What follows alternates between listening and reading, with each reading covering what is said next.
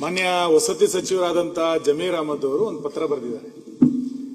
ರಾಷ್ಟ್ರ ನಾಳೆ ಸ್ವಾತಂತ್ರ್ಯ ದಿನಾಚರಣೆ ಕಾರ್ಯಕ್ರಮಕ್ಕೆ ನನಗೆ ಹೋಗ್ಲಿಕ್ಕಾಗಲ್ಲ, ನಾನು ಆ ಕಾರ್ಯಕ್ರಮದಲ್ಲಿ ಭಾಗವಹಿಸ್ಲಿಕ್ಕೆ ಆಗಲ್ಲ ಅಂತ ಒಬ್ಬ ಸಚಿವ ಪತ್ರ ಕೊಟ್ರೆ, ರಾಷ್ಟ್ರೀಯ ದಿನಾಚರಣೆಗೆ ಎಷ್ಟು ದೊಡ್ಡ ಪ್ರಮಾಣದ ಮಹತ್ವ ಕೊಟ್ಟಿದೆ ಅಂತ ಗೊತ್ತಿದೆ. ನನಗೆ ಸಮಯದ ಅವಕಾಶ ಇಲ್ಲ, ರಾಷ್ಟ್ರೀಯ ದಿನಕ್ಕೆ ನಾನು ಬರ್ಲಿಕ್ಕೆ ಆಗಲ್ಲ ಅಂತ ಒಬ್ಬ ಸಚಿವ ಹೇಳಿದ್ರೆ ಅಂತ ಸಚಿವನ ಯಾಕೆ ಇಟ್ಕೋತೀರಿ? ಮತ್ತೆ ರಾಷ್ಟ್ರಧ್ವಜವನ್ನ ಆರಿಸ್ಲಿಕ್ಕೆ ಆಗದಷ್ಟು ದೊಡ್ಡ ವ್ಯಕ್ತಿತ್ವ ಯಾರ್ದಾಗಾರೆ?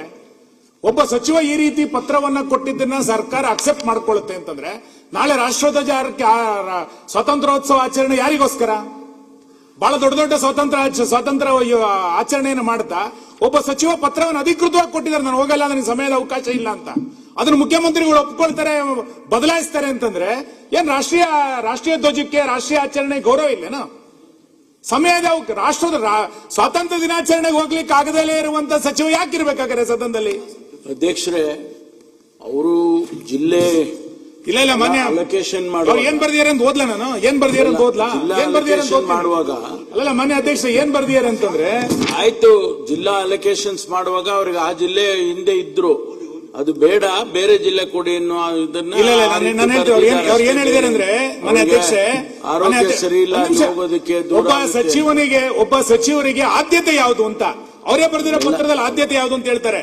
ರಾಜ್ಯದಲ್ಲಿ ಮುಂದಿನ ದಿನಗಳಲ್ಲಿ ಬಿಬಿಎಂಪಿ ಸೇರಿದಂತೆ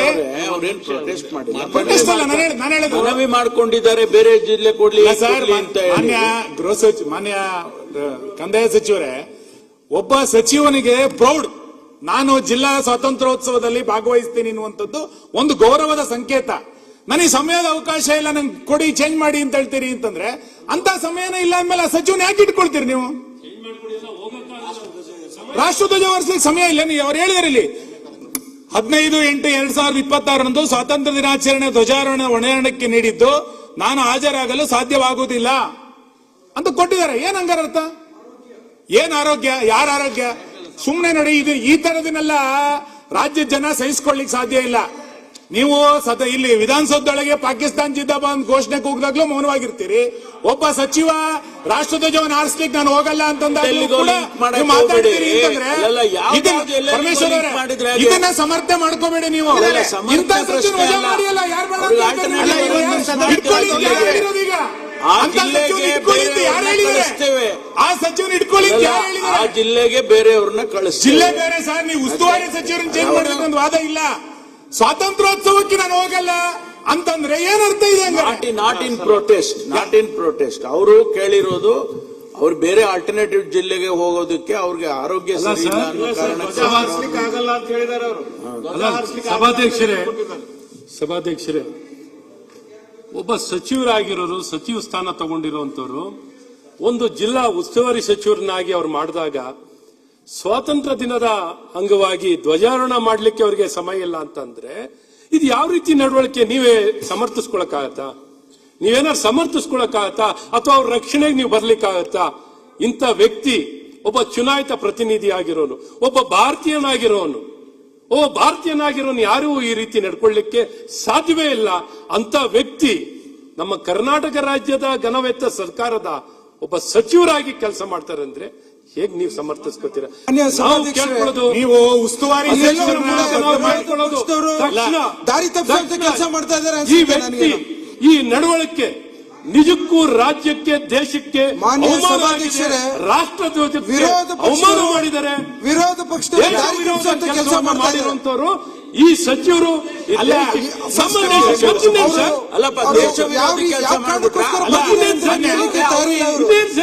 ಅವರಿಗೆ ಏನೇ ಕೋಪ ಸಚಿವರು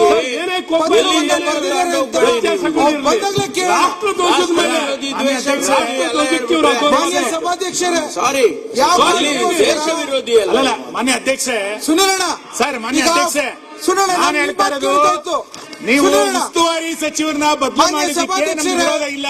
ನಿಮ್ಮ ಆಂತರಿಕ ವ್ಯವಸ್ಥೆ ಏನಾರು ಮಾಡ್ಕೊಳ್ಳಿ.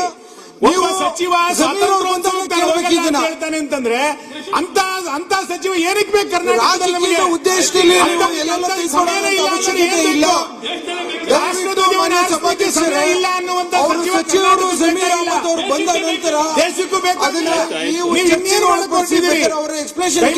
ಮಾನ್ಯ ಅಧ್ಯಕ್ಷ, ಇಂಥದ ಇರೋದನ್ನ ಕರ್ನಾಟಕದಲ್ಲಿ ಸಹಿಸಿಕೊಳ್ಳಿಕ್ ಸಾಧ್ಯ ಇಲ್ಲ. ಸನ್ಮಾನ್ಯ ಈ ಸದಸ್ಯ- ಪತ್ರನ ಸಮರ್ಥನೆ ಮಾಡ್ಕೊಳ್ತೀರಿ ಮುಖ್ಯಮಂತ್ರಿ ನಾವು ಸಮರ್ಥನೆ ಮಾಡ್ಲಿಕ್ಕೆ ಕಳಿಸ್ತೀವಿ ಆದರೆ ಅಂತಂದ್ರೆ ಕಾರಣಕ್ಕೆ ಏನ್ ಅರ್ಥ ಇದೆ ಸರ್? ಏನ್ ಅರ್ಥ ಇದೆ? ಸಚಿವರು ಇರ್ಬೇಕು. ಗೌರವದಿಂದ ಭಾಗವಹಿಸಬೇಕು. ಒಂದು ನಿಮಿಷ. ಮಾನ್ಯ ಸಭಾಧ್ಯಕ್ಷ,